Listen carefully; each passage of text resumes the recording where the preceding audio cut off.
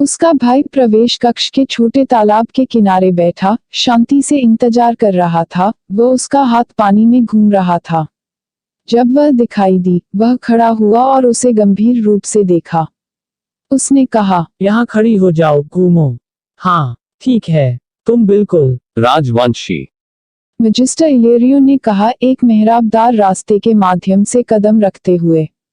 बड़े व मोटे होने के बावजूद वह आश्चर्यजनक रूप से फुर्ती के साथ चले रहे थे। चलते वक्त उसके आग के रंग के रेशमी ढीले कपड़ों के नीचे मोटी चर्बी हिलती नजर आ रही थी।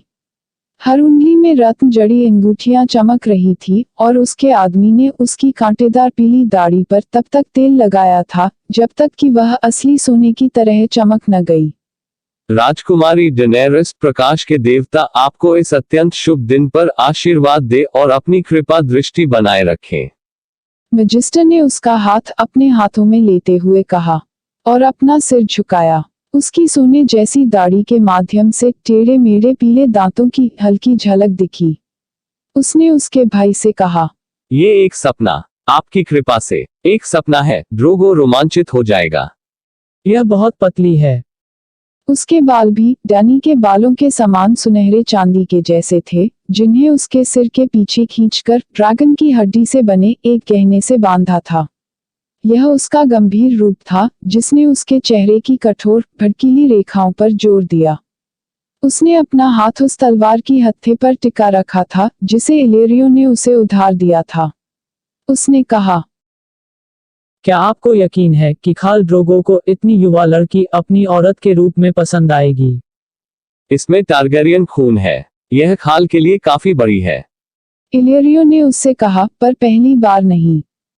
इसकी तरफ देखो, चांदी जैसे बाल, ये बैंगनी आंखें, पुराने वलीरिया का खून, इसमें कोई शक नहीं, कोई संदेह नहीं।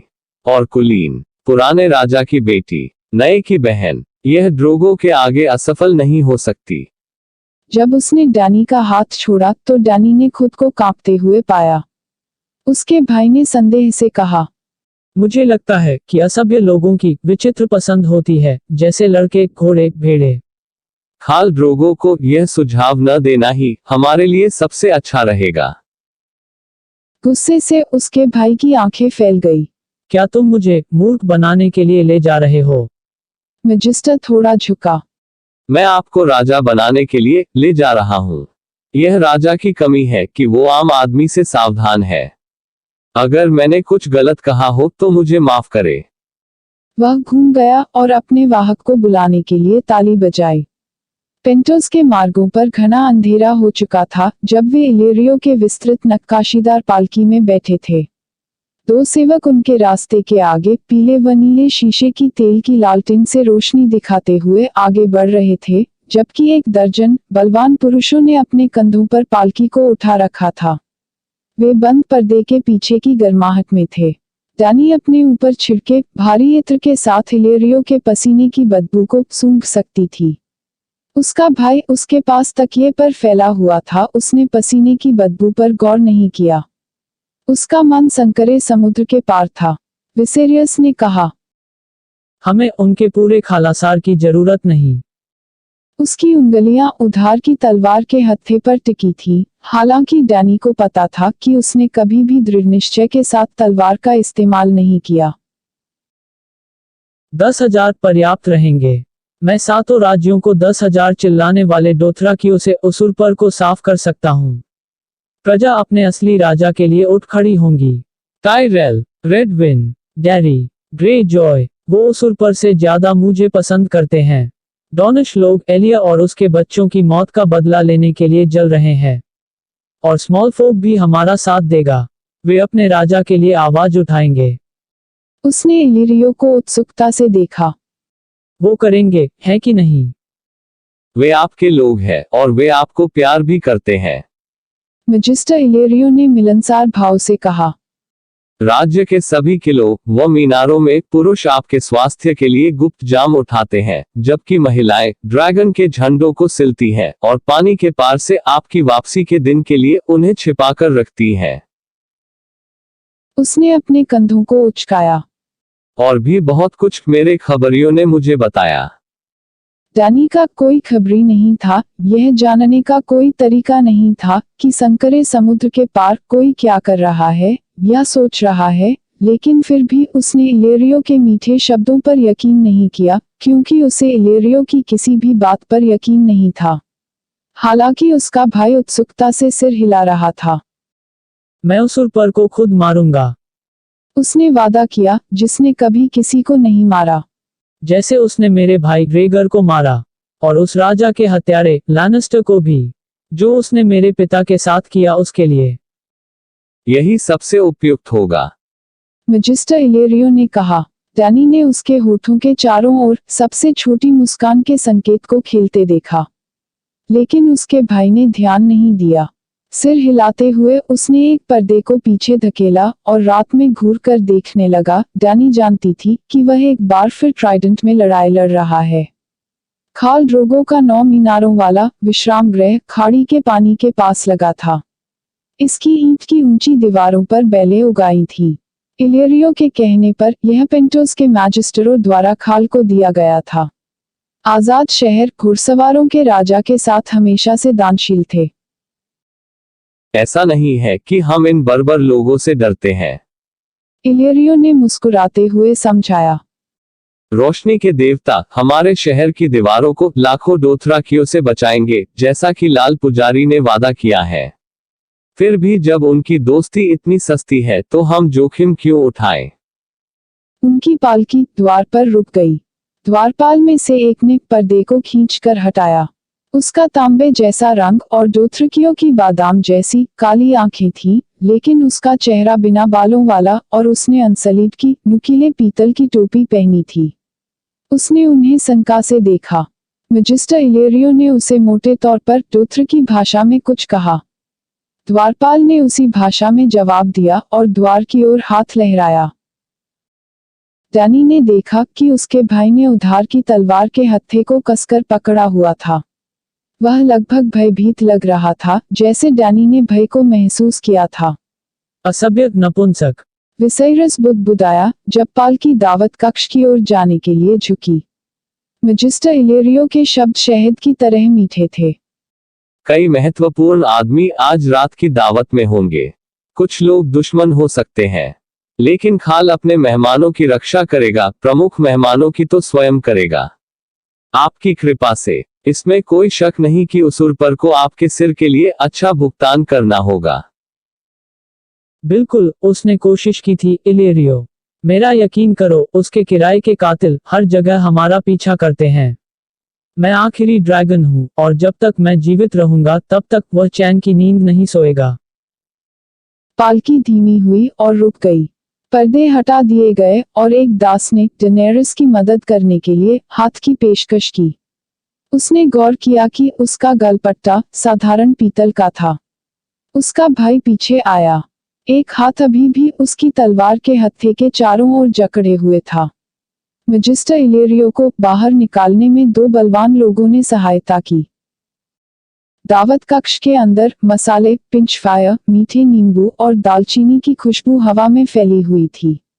उन्हें स्वागत कक्ष में ले जाया गया, जहां रंगीन कांच के एक पच्चीकारी में वलेरिया की तबाही को दर्शाया गया था। सभी दीवारों के साथ लोहे की काली लालटेन में तेल जल रहा था।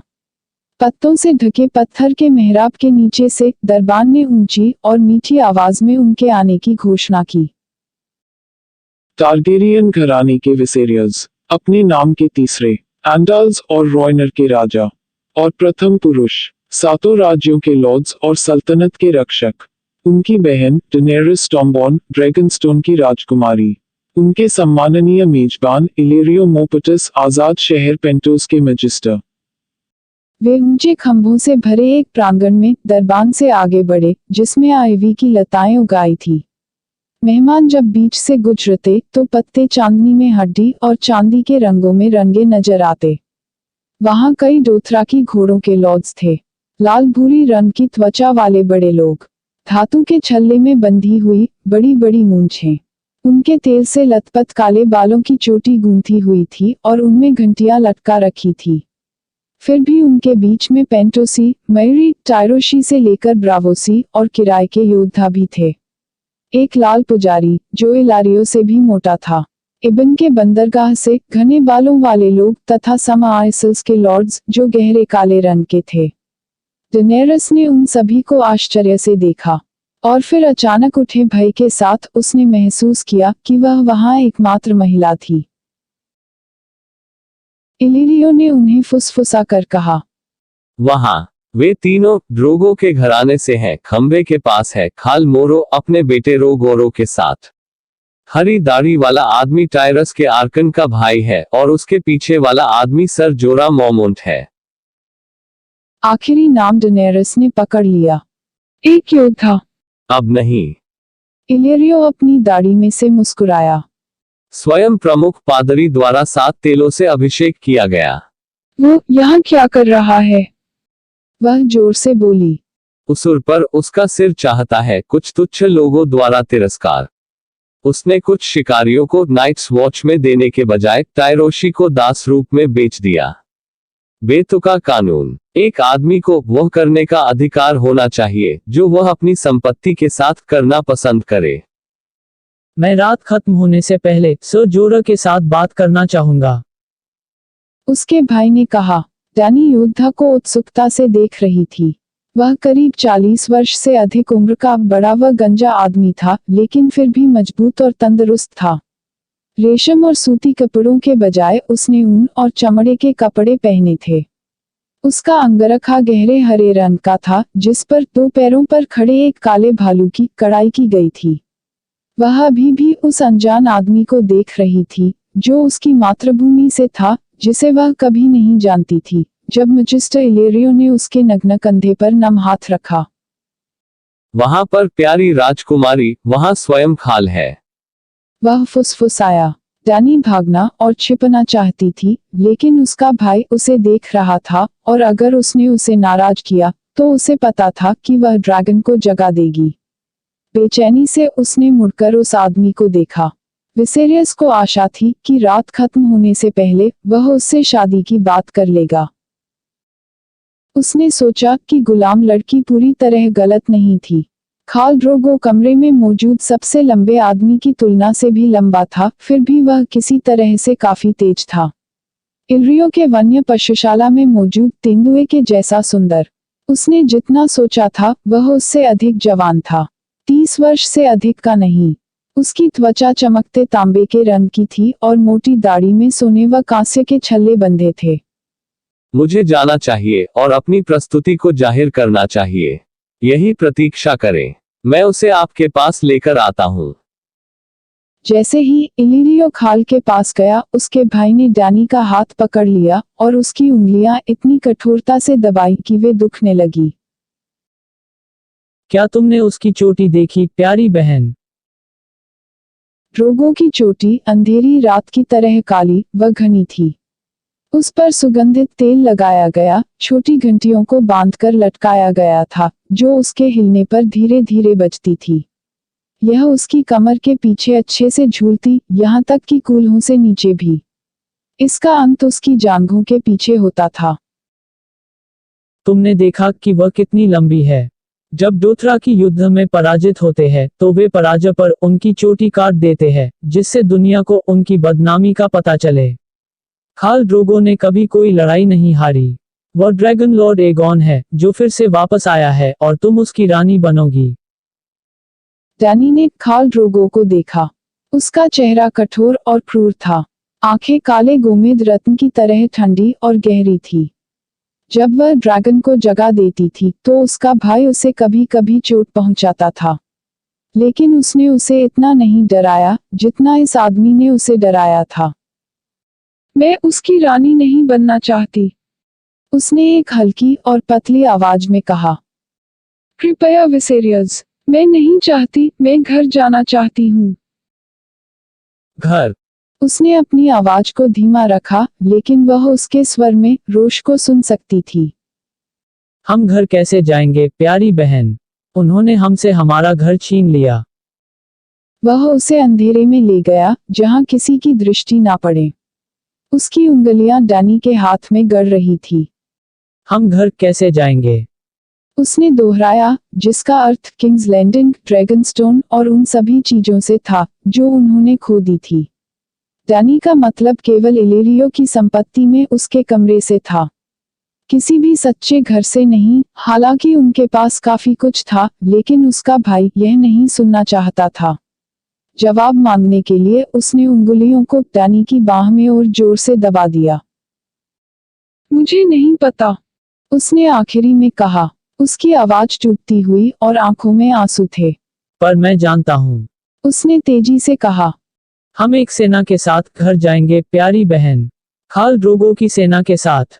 इसी तरह हम घर जाने वाले हैं, और इसके लिए तुम्हें उससे शादी करनी होगी और उसके साथ सोना भी होगा, और तुम यह करोगी।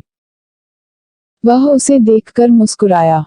अगर जरूरत पड़ी तो मैं उसकी पूरी खालासार को तुम्हारे साथ सोने दूंगा प्यारी बहन, सभी 40,000 आदमियों को और उनके घोड़ों को भी, अगर यह मुझे मेरी सेना हासिल करने के लिए करना पड़ा तो। शुक्र करो कि वह केवल ड्रोगो है, समय के साथ तुम उसे पसंद करने लगोगी। अब अपनी आंखों को पोंछो, इलारियो उसे ला रहा है और वह तुमको रोता हुआ नहीं देखेगा। डैनी ने मुड़कर देखा और यह सच था। मैजिस्टर इलेरियो पूरी मुस्कान के साथ खाल ड्रोगो को उस ओर ला रहा था जहां वे खड़े थे। उसने अपने हाथ के पीछे से आंसुओं को पोंछा। मुस्कुराओ, विसेरियस ने फुसफुसाते हुए कहा। उसका हाथ उसकी तलवार के हत्थे पर असफलता से घूम रहा था। और सीधी खड़ी हो जाओ, उसे देखने दो कि तुम्हारे पास स्तन है। भगवान जानते हैं तुम्हारे पास बहुत छोटे हैं, पर है। डेनेरिस मुस्कुराई और सीधी खड़ी हो गई।